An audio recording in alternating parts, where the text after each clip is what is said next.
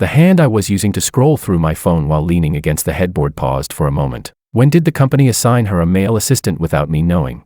A pretty hardworking young guy. He held a reflector board for me all afternoon today. His arms were shaking, but he still insisted he wasn't tired. It was kind of amusing. She chuckled after saying that, tossed the cotton pad into the trash, then got up, grabbed her pajamas, and walked toward the bathroom. I watched her close the door, and suddenly something felt off. Whenever Callista chatted with me, it was always about which director invited her to dinner or which actress was acting like a diva. Since when did she start talking to me about some insignificant assistant?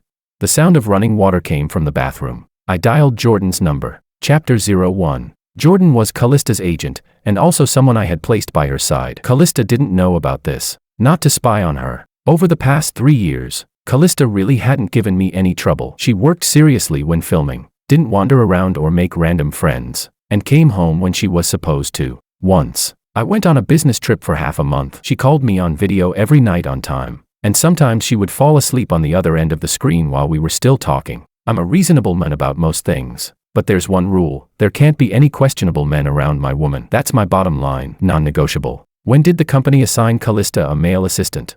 There was a brief pause on the other end. Theodore, I was just about to tell you about this. Jordan explained the situation. It wasn't arranged by the company. Callista herself had taken a liking to an intern assistant named Adrian on set. He had originally been assigned to someone else, but she insisted on transferring him. Jordan refused, so she went directly to the general manager and got it approved. Jordan paused, then added, Theodore, you know, the madam is now a top-tier star in the company. I understood what he meant. At her current status, if she wanted someone, even an agent couldn't stop her. Last year, I secretly spent $30 million to buy her a Best Newcomer award. It was just meant to make her happy. I didn't expect her to start seeing herself as a big shot because of it. What's Adrian's background? Junior college graduate. Did sales before. No real background. Just good looking and smooth talking. Keep a close eye on him. I don't want any shady people getting close to her. Understood. After hanging up, the sound of water was still running in the bathroom. She said, the company assigned him to me, but in reality, she was the one who wanted him. A small matter, yet two different versions of the story. A few days later, one evening, after we had just been intimate, Callista curled up in my arms, her fingers tracing circles on my chest. Let me tell you something funny. That new assistant actually said he wants to be best friend of the opposite sex. Isn't that ridiculous? She looked up at me, her eyes carrying a hint of smug amusement. Honey, if he really becomes my friend, you wouldn't mind, right? I set my phone aside and glanced at her. 3 years ago, she was still a nobody actress, unable to even land a role with lines. I was the one who poured resources into her and built her up step by step to where she is now. And now she was telling me she wanted a best friend of the opposite sex. I mind, I said. Fire him. Callista froze for a moment, then quickly said, he was just saying that himself. I didn't agree. He was just joking. You're not mad, are you? Honey, I'm not joking. Seeing that I wasn't smiling, her eyes darted around. Then she looked up at me again. All right. He's just a little errand-running assistant. That best friend of the opposite sex thing was just nonsense he made up. How could I possibly take it seriously? If you don't like it, I won't bring it up anymore. Okay. I pinched her nose lightly. Don't bring it up again. MHM. She smiled and kissed me. You're the best, honey. Chapter 02. The next day, I had Jordan compile Adrian's information and send it over. Then I forwarded it to a private investigator, Amias, and asked him to dig into the guy thoroughly. Over the next few days, I noticed several new additions in Callista's wardrobe, styles she never used to wear before. Off-shoulder dresses, cinched waists, brighter colors. Even her perfume had changed, sweeter than the one she used before. Her figure had always been good, 172 centimeters tall, slim waist, long legs, and a face that perfectly matched my taste. I was drawn to her the first time I saw her. After all these years, I still found her beautiful every time I looked at her. But there were plenty of beautiful people in Hengdian. It wasn't like she was the only one. There were even better-looking ones. Without backing and resources, who could ever make it? One morning, she walked out of the bedroom in a burgundy dress, spun around, and asked me if it looked good. I said it did. With her looks and figure, anyone would take a second glance. No wonder someone had set their sights on her. 2 days later, Callista came home from work carrying a bag and excitedly handed it to me. Honey, this is for you. I opened it, a deep blue suit. The fabric felt excellent. The craftsmanship was refined. I checked the label, an Italian luxury brand's custom piece. Not cheap, close to 200,000. What's with the sudden gift? A couple of days ago I had dinner with the brand, and I browsed their new collection. I saw this and thought it would suit you perfectly. So I ordered it. She took the suit out and held it up against me. Try it on. I think the color really compliments you. I went to change and stood in front of the mirror afterward. It did look good. Callista hugged me from behind, resting her chin on my shoulder, smiling at my reflection. You look so handsome in this, honey. At that moment, my heart softened a little. I thought maybe I had been overthinking things lately. Maybe she was still the same as before. I turned around, pulled her into my arms, and kissed her on the forehead. The next afternoon, while I was at the company, Amy's report came in, a background file, along with a set of surveillance photos. Adrian, 24 years old, junior college graduate from a small county town, previously worked in sales for 2 years before his company went bankrupt. Average education, average experience, good looking, currently earning less than $10,000 a month, but what he wore and used clearly exceeded that level. A watch on his wrist worth nearly $10,000. The source of his money was still unknown. No inappropriate behavior with Callista so far, but frequent work interactions. Callista was noticeably nicer to him than to others. Then came the photos. I flipped through them one by one. When I reached the last few, my fingers stopped. Adrian was wearing a deep blue suit, identical to the one I had worn last night. Same brand, same style, same color. In one of the photos, I zoomed in. Callista was standing on her tiptoes, adjusting his tie. The gesture was far too intimate. That night, when I got home, I walked to the wardrobe, took out the suit, and threw it, bag and all, into the trash. When Callista came back and saw the bag next to the trash can, she froze for a moment. Honey, why is this? I don't like it anymore. But didn't you say it looked good yesterday? People change. She looked at my expression, as if she wanted to say something, but held back. After a while, she cautiously moved closer and took my hand. Honey, are you feeling unwell? Or is something bothering you at work? You can tell me. I didn't pull my hand away, but I didn't respond either. Then how about I pick another style for you? No need, I said, and don't casually buy clothes for other men in the future. Her fingers shrank back slightly. Oh, okay. Her voice softened a lot. That night, she behaved especially obediently, pouring me water, massaging my shoulders, even saying she wanted to cook for me the next day. I didn't refuse, but I didn't say much either. After she fell asleep, I picked up the phone on her bedside table. Its password was still my birthday. She had never changed it, and installed a syncing app. I hadn't planned to go this far in the beginning. She was the one who wore down my patience step by step. Chapter 03. On Friday afternoon, my assistant told me there was an important project to negotiate in Singapore next week. The meeting was set at a hotel in Haitong Bay. It was actually just half a day's work, sign some papers, have a meal, but the location was nice. I figured I'd bring Callista along and treat the remaining 2.5 days as a vacation. It had been a while since we'd gone out together. That night when I got home, I told her, we're going to Singapore next Tuesday. I've got half a day of work, and then we'll stay there for 2 days, walk by the beach, relax a bit. Callista didn't react with the excitement I expected. She hesitated, then wrapped her arms around mine, her tone apologetic. Honey, I might not be able to get away next Tuesday. There's a really important arrangement. What arrangement? Well, there's a scene that needs to be rushed. The director said I have to be there those days. She looked at my expression and quickly added, how about you go first, and I'll make it up to you when you come back. Okay.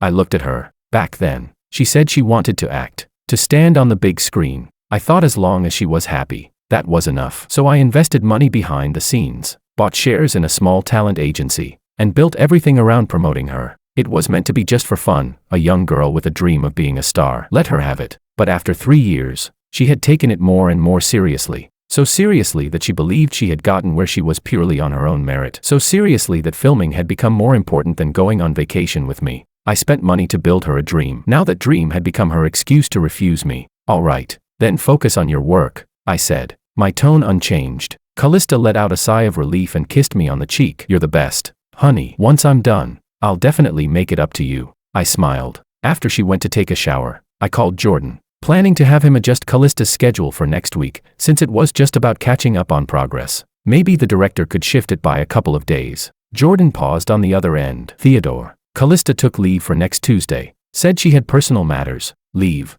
Yes. She applied the day before yesterday. She doesn't have any filming scheduled for those days. I said nothing, thinking I was considering something. Jordan added, oh, Theodore, there's one more thing. Last week, Callista promoted Adrian exceptionally to a level 1 assistant. Same rank as Ariel. Adrian's only been here a little over a month. The rest of his batch haven't even passed probation yet. Got it. After hanging up, I opened the sync chat records on my phone. The latest messages. Adrian, Callista, are you really coming for my birthday on Tuesday? I booked a really nice place. After that we can go sing and relax. You've been too tired lately. Callista, if I said I'm coming, I'm coming. Stop nagging. Adrian, then I'll arrange everything for that day. You just show up without worrying. Callista, okay. I've cleared my schedule for that day. She told me that next Tuesday there was an important scene that needed to be rushed. She told the company she had personal matters and took leave. Her plan with Adrian's birthday came before all of that. 3 versions of the same story, told to 3 different people.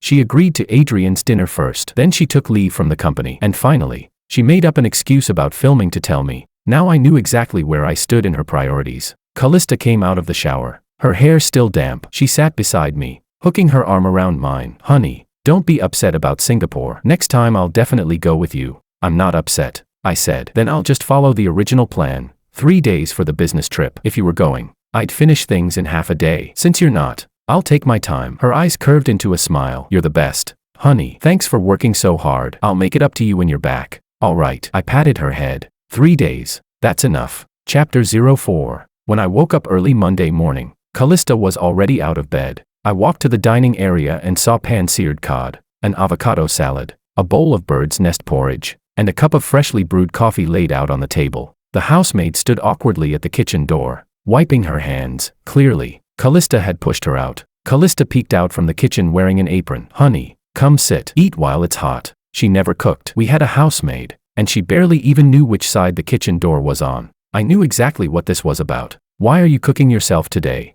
Just wanted to make something for you. She sat across from me, resting her chin on her hand as she watched me eat. Is it good?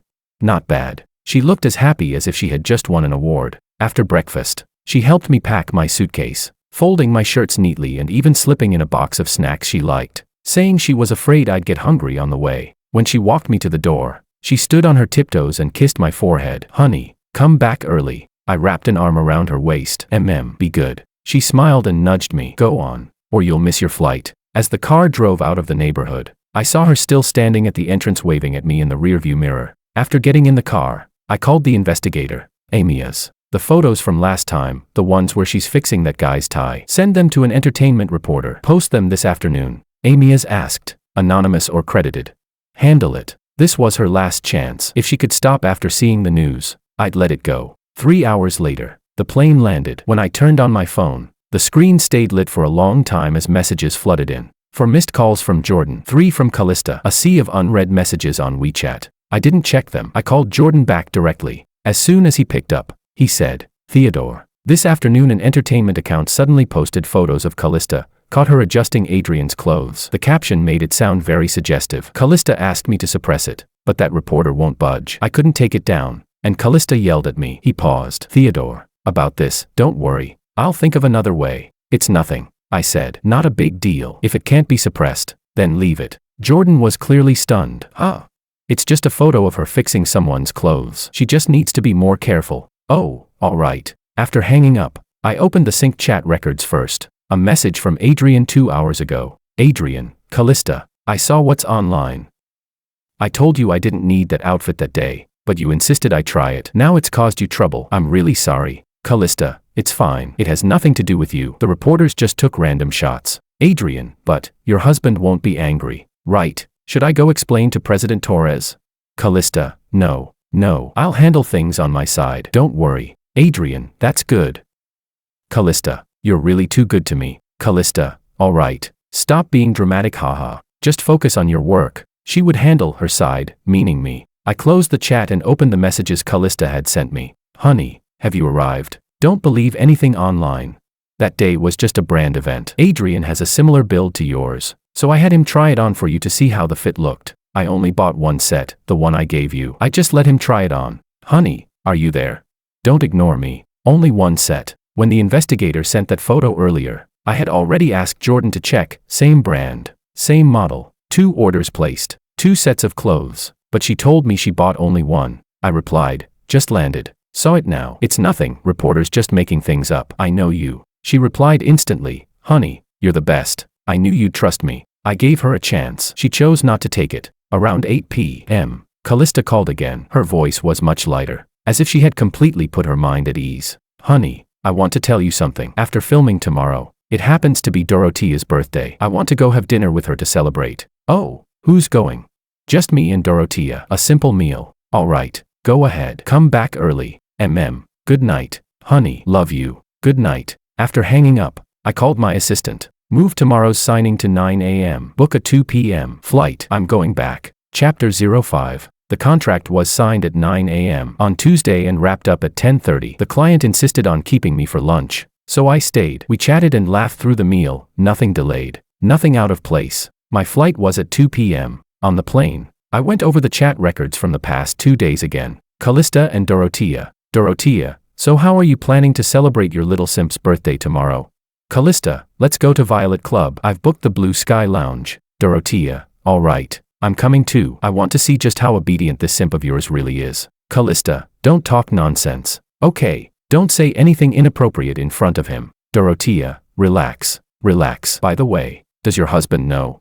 Callista, he's on a business trip in Singapore, 3 days. I told him I'm celebrating your birthday. Dorothea, using me as a cover. Fine. Fine, what are sisters for? But honestly, your husband is always busy. Having a simp who dotes on you isn't so bad. Don't feel guilty about it. Callista, what guilt? Adrian and I are just normal friends. Dorothea, normal friends. Then why hide it from your husband? Stop pretending. I get it. Callista and Adrian. Adrian, Callista. I checked out the Blue Sky Lounge at Violet Club for tomorrow night. The sound system is great. Callista, I've already booked it. Happy birthday. Adrian, just being able to celebrate with you makes me happy. Callista, Dorothea will be there too. It'll be livelier. What do you want to drink? I'll have them prepare it in advance. Adrian, anything's fine. I'll go with whatever you choose. All the information was right there. Adrian, Dorothea. Blue Sky Lounge at Violet Club. I landed at 5:30 p.m. The driver, Tom, was already waiting at the exit. He had been my bodyguard for 8 years, 6'1",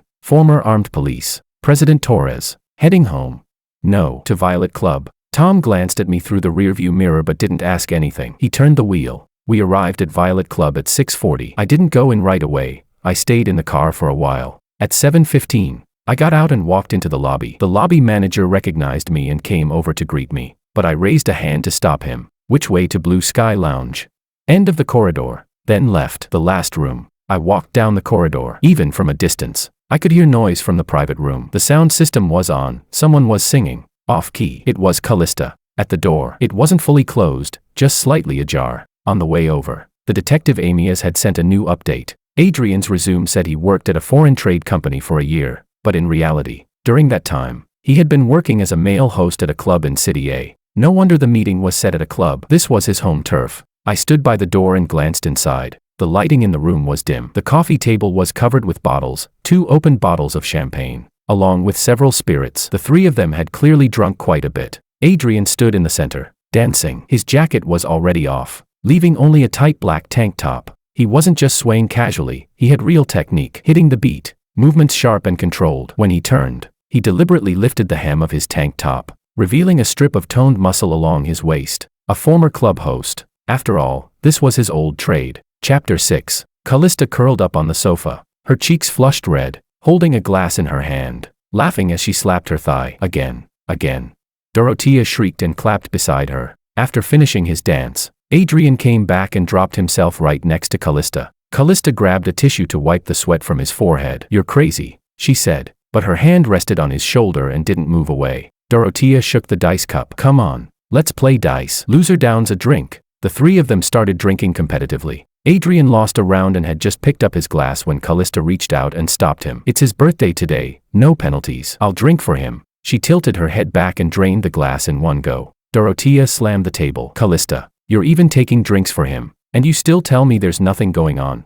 It's just something friends do. Don't make a big deal out of it." "Friends?" Dorothea, emboldened by alcohol, leaned closer to Adrian and reached out to touch his abs. "If you're just friends, then you won't mind if he keeps me company tonight, right? Adrian, I'll book you." Callista slapped her hand away. "What are you doing?"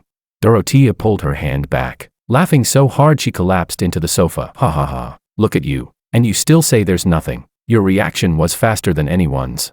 Callista froze for a second, realizing she had overreacted. Her face flushed even deeper. "I was just afraid you'd do something reckless while drunk." Sure, whatever you say." Dorothea jerked her chin toward Adrian. "Adrian, you tell me, isn't she protective of you?"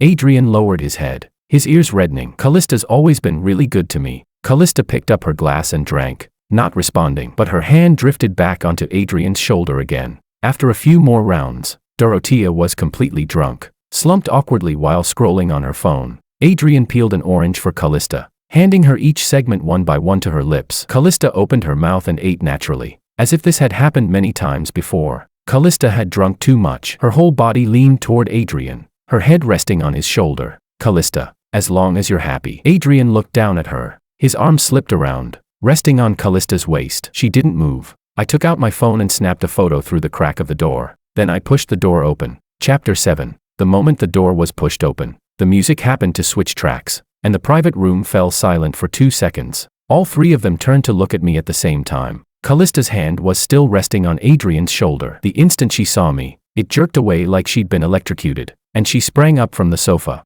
Honey, why are you back?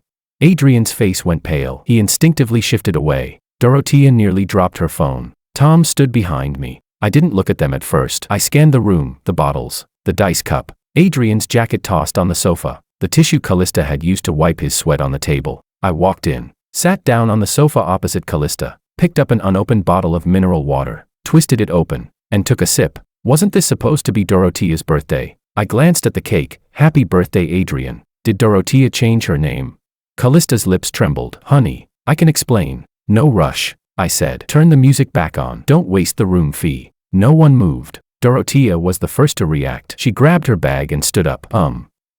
I'll head out first. You guys talk. Sit. I didn't raise my head. My tone wasn't heavy, but her legs gave out anyway, and she sat back down. I looked at Callista. You told me you were celebrating Dorothea's birthday. Just the two of you. I asked who else would be there. You said only you two. She couldn't speak. You told the company you had personal matters. Told me you had to rush filming progress. I asked you to come to Singapore with me. You said you couldn't leave. You used Dorothea as a cover. Told her I'd be on a 3-day business trip in Singapore so she didn't have to worry. Callista's face turned paler and paler. Do I need to keep going? The room was so quiet that only the hum of the air conditioner remained. I thought Callista would break down and apologize. Instead, she suddenly lifted her head, her tone changing. Theodore, can you be reasonable? I'm just making a friend. I have my own career now. You can't control everything I do. I'm not your possession. I looked at her. Did I ever stop you from filming? From taking endorsements? From becoming a star?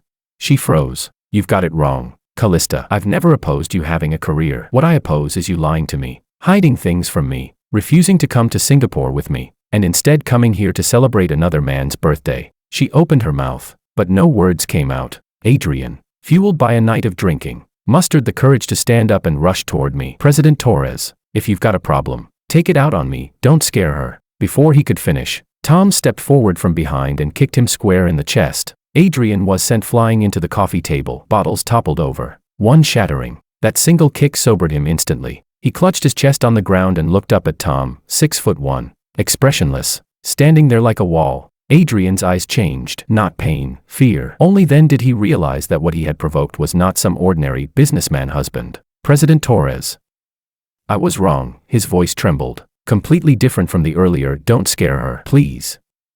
I won't dare again. Dorothea shrank into the corner, speaking shakily. President Torres, let it go. We all drank too much. It's all a misunderstanding. I turned my head and looked at her. Just one look, and she shut her mouth, not daring to say another word. Adrian lay on the ground, suddenly lifting his head, pointing at Callista, his voice sharp. President Torres, she's the one who approached me. She insisted on bringing me here. She bought my clothes. She booked the club. It has nothing to do with me. Callista stood there, watching the men who had just tried to stand up for her moments ago now sell her out piece by piece. Her hands dropped to her sides. She looked completely drained. The room fell silent for a few seconds. I stood up, adjusted my cuffs, and looked at Callista. Move out tomorrow. I glanced at the three people in the room, then turned and walked away without looking back. Chapter 8. By the time I got home, it was almost midnight. I sat on the sofa in the living room, poured myself a glass of whiskey, and drank it slowly. A little past 1, Callista came back. Her hair was a mess, her makeup completely smeared. Tears and alcohol stains mixed together on her face. Her dress was soaked with spilled drinks, clinging to her body. When she saw me sitting in the living room, she froze for a moment, then walked over carefully, her voice trembling with sobs. Honey. I didn't respond. I took another sip of whiskey, not looking at her. She crouched down in front of me, placing both hands on my knees, tilting her face up to look at me. Her eyes were swollen red like walnuts. Honey, I was wrong. I really know I was wrong. I'll fire Adrian tomorrow. I'll never see him again, I swear. I won't get close to any other man ever again. Can you forgive me this once? As she spoke, she leaned toward me, trying to snuggle into my arms like she used to. Acting spoiled, I shifted slightly. She missed and nearly fell to the ground. Honey, she tried to come closer again. I pushed a folder on the coffee table toward her. She lowered her head to look, and her entire body froze. Divorce agreement. The lawyer had prepared it 3 days ago. No, honey, no. She suddenly looked up, grabbing my hand as tears streamed down in large drops. Let's not get divorced. Okay, I really know I was wrong. Give me one more chance. You said before you'd love me for a lifetime. There's really nothing between Adrian and me. I was just confused for a moment. She hugged my leg tightly, refusing to let go. Honey, I'm begging you. Don't divorce me. I can't live without you. Without you, I'm nothing. I looked down at her. 3 years ago, she was still a minor extra, filming in the freezing winter, wearing a thin costume and shivering on set. When I passed by, she smiled at me, her eyes curved, bright and stubborn like a little sun. That one smile moved me. I lifted her out of the mud and placed her in the clouds. Now she knelt in front of me, using that same smile to try to coax me, but there wasn't a single ripple in my heart. Callista, I pried her hands off me. The first time, you told me the company assigned you a male assistant. I checked, it wasn't assigned by the company. You wanted him yourself. Her lips trembled. The second time, you told me he wanted to be your best friend of the opposite sex. I said I minded, told you to fire him. You said you hadn't agreed and told me not to be angry. She nodded frantically. Yes, I was wrong. And then you bought him the same suit as mine, adjusted his tie for him, took leave to celebrate his birthday, and lied to me saying it was Dorothea's party. I looked at her. How many chances did I give you? She knelt on the ground, unable to say a word. Chapter 9. 24 hours. I placed the pen beside the agreement. Sign it and leave it on the coffee table. I took my glass and went to the study, closing the door behind me. From the other side came the sound of her suppressed sobs, muffled in her throat, one after another. The next morning, when I stepped out of the study, I smelled food. Callista stood in the kitchen wearing an apron. When she saw me, she quickly brought the dishes to the table. Silver cod, avocado salad, bird's nest porridge, exactly the same as the meal she made the day she sent me off on my business trip. Her hair was tied into a messy bun, no makeup, dark circles under her eyes. She clearly hadn't slept all night. Honey, I made your favorite breakfast. Come sit, eat while it's hot. Her voice was hoarse, forcing out a smile. I glanced at the dishes, then said to the housekeeper beside me, Lisa, please make another set. The housekeeper Lisa looked at me, then at Callista. She didn't dare say anything and turned into the kitchen. Callista's hands trembled as she held the plate. Honey, didn't you used to love the breakfasts I made? That was because I loved you. I sat down and picked up my phone. You know your cooking level yourself. I just didn't have the heart to say it before. But now, I didn't love her anymore. She slowly slid down against the edge of the table, sitting on the floor as tears dripped onto her apron. After finishing the breakfast Lisa made, I said, pack up Miss Callista's personal belongings. Have them delivered to her this afternoon. Callista suddenly looked up. Theodore, take your jewelry with you. Clothes and personal items, have them packed before this afternoon. I glanced at the coffee table. The agreement was still blank. The pen hadn't been moved. I walked onto the balcony and made a call, not to Jordan. Mr. Lopez, this is Theodore Torres. Good morning, President Torres. All of Callista's work, stop everything immediately. Replace her in the current production. Terminate all brand endorsements. Cancel every scheduled appearance. There was a brief silence on the other end. Understood, President Torres. I'll arrange it right away. After hanging up, I turned and glanced back into the living room. Callista was still sitting on the floor, hugging her knees, her face buried in her arms. The breakfast she had spent all night making sat on the table, untouched. Chapter 10. At a little past 2 p.m., Jordan called. His voice carried a hint of panic. Theodore, something big happened. All of Callista's work has suddenly been shut down. The female lead in director Zhang's drama she was filming has been replaced on the spot. 3 brand endorsements terminated their contracts on the same day. Even the variety show she already recorded cut out all her footage.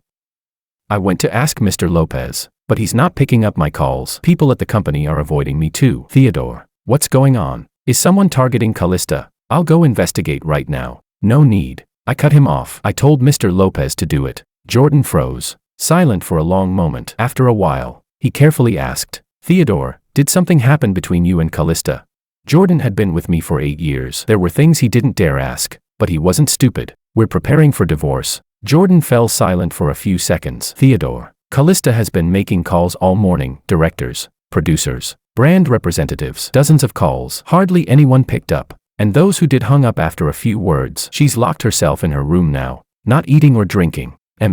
Got it. Not long after I hung up, the front desk called through the internal line. President Torres, there's a Ms. Callista here asking to see you. She hasn't been to the company before, so we're not sure. Let her come up. 2 minutes later, Callista pushed open the office door. She had changed into a simple t-shirt and jeans. No makeup. Her face was pale, the dark circles under her eyes even more pronounced. She looked thinner, as if she had lost weight overnight. She didn't rush over crying like last night. Instead, she stood at the door, looking at me. Her voice was flat, with a slight tremble. Theodore, was this you? It was. Her body swayed, and she grabbed the doorframe for support. Why? That Best Newcomer award you got at the Golden Film Awards, $30 million in PR expenses. From the judges to the press releases, it was all arranged by me. Did you know that? Callista's lips moved, but she didn't speak. That drama that made you famous. South City Memories, the investor was a fund under my name. The script was tailored specifically for you. The director and supporting cast were all chosen by me. You thought the director picked you because of your acting. Her fingers tightened against the doorframe. Those endorsements you have, how many brands came to you on their own? They're all companies under me. I told them to sign you, so they did. I tell them to withdraw, and with one call, everything disappears the same day. I poured $1 billion into making your dream of becoming a star come true, lifting you from an unknown extra to a top-tier celebrity. And you took the money I spent on you to go find another man, to lie to me, to cross my bottom line. Chapter 11. Callista leaned against the doorframe, the color draining from her face bit by bit. Her lips trembled, but no sound came out. Suddenly, she walked over and dropped to her knees in front of my desk. I was wrong. Theodore, I was really wrong. I won't act anymore. I don't want anything. I'll just stay at home and take care of you. Okay. I've given you chances, more than once. She knelt there crying, her whole body shaking. I let her cry for a while before speaking again. I'll give you one last chance to leave with dignity. She lifted her head to look at me. Your brother Lucas is the general manager of my Natick subsidiary. His annual salary and bonuses add up to several million. The accounts he handled, how many of them are unclear? You might not know, but I do. I lit a cigarette and took a drag. Just last year, he submitted 5 entertainment expense claims totaling over $3 million, all fake. He embezzled company funds to buy himself a car and a house, amounting to over $10 million. He's also taken quite a bit in kickbacks using company resources. All of it is recorded in the company accounts. Every transaction, I can see it clearly. Before, you were my wife and he was my brother-in-law. I didn't pursue it. Callista's tears stopped. The sorrow on her face turned into fear. Theodore, you can't. He's my real brother. Before, we were family, so I could let it go. But we're getting divorced. Once we are, he's no longer my brother-in-law. What he's done is enough to put him in prison. Callista knelt there, trembling like a leaf. Sign now. Leave with nothing. Lucas resigns quietly, and I won't pursue the money he took. It'll be as if nothing ever happened. As for your parents, just say the marriage didn't work out, part on good terms. If you don't sign. I didn't finish the sentence, but she understood. Callista knelt there in silence for a long time, so long I thought she wouldn't sign. Finally, she reached out and picked up the pen on the desk. Her hand trembled badly. The signature came out crooked, but she signed it, leaving with nothing. She put the pen down, stood up, and staggered toward the door. Her hand rested on the doorknob for a moment. She didn't turn back. Theodore, did you ever love me? I looked at her back. Her hair was loose, her shoulders still trembling, so thin the t-shirt barely held its shape. I did. Otherwise, what do you think that billion was for?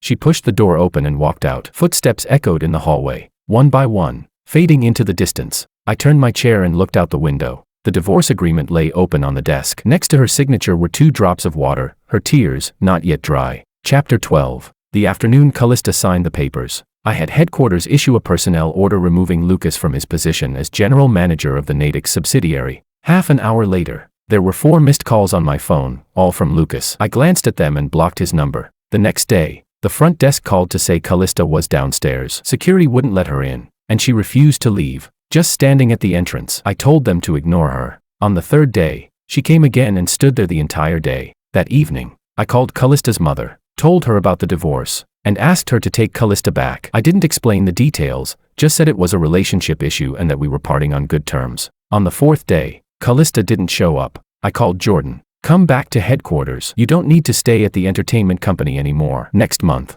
you'll transfer to the investment department, vice president. Jordan paused on the other end. He had followed me for 8 years. He had never asked why I assigned him to the entertainment company to keep an eye on Callista, nor had he ever complained. Theodore, madam, he paused, corrected himself. Miss Callista's resources, her dramas, her endorsements, they're all mine. Jordan fell silent for 2 seconds, as if finally confirming something he had suspected for a long time. You built all of it. These past 3 years, you've worked hard. Theodore, it's my duty. After hanging up with Jordan, I called the detective Amias. How's Adrian doing? After that night at the club, he ran off, gave up his rental. Hasn't shown up at the company since. I kept an eye on him for a while. Turns out he fled to a neighboring city and is laying low there. That's it. Not exactly. Amias said. He hasn't changed. In the new place, he's already started flirting with wealthy women again. Recently, he got involved with one. Her husband's name is Randy. He's in construction. Handles several major projects in South City. Not an ordinary man. Adrian doesn't know. He's an outsider. How would he know? Probably thinks he's found another easy target. Also, President Torres. He wasn't clean back in college either. He dated 3 or 4 girls at the same time. All from wealthy families. One of them was scammed out of over $100,000 and nearly jumped off a building. After graduation, his resume claimed he worked at a foreign trade company for a year, but in reality, he was working as a male host at a club in his hometown. Later, he polished his image, got into an entertainment company as an assistant, changed his approach, but not his nature. I thought for a moment. Amias, compile all this information into a file and send it to me. Understood. When do you need it? Tomorrow. The next day, I called Jordan and had him deliver a USB drive to Randy. Don't say anything. Just one sentence. Mr. Chien will understand once he sees it. Jordan didn't ask why. Got it. Chapter 13. 3 days later, Jordan called. His tone was a little subtle. Theodore, there's movement on Randy's side. Go on. The same night he watched the USB, he brought people to block Adrian. I didn't ask for the details, but Adrian disappeared the next day. Word is he was sent to Southeast Asia. Randy has construction projects over there, on paper. It's overseas labor dispatch. I lifted my teacup and took a sip. Also, all of Adrian's dirt got exposed online last night. The stuff about scamming girls in college. Photos of him working as a club host, it's all out. The comments are full of people cursing him. Jordan paused. By the way, about Callista. I heard she went back to her hometown. She's doing live stream sales now. Hardly anyone's watching. A top-tier actress, a Best Newcomer winner. At her peak, her endorsements were booked 3 months out. Now she was back in her hometown, live streaming to single-digit viewers. I didn't respond. Anything else?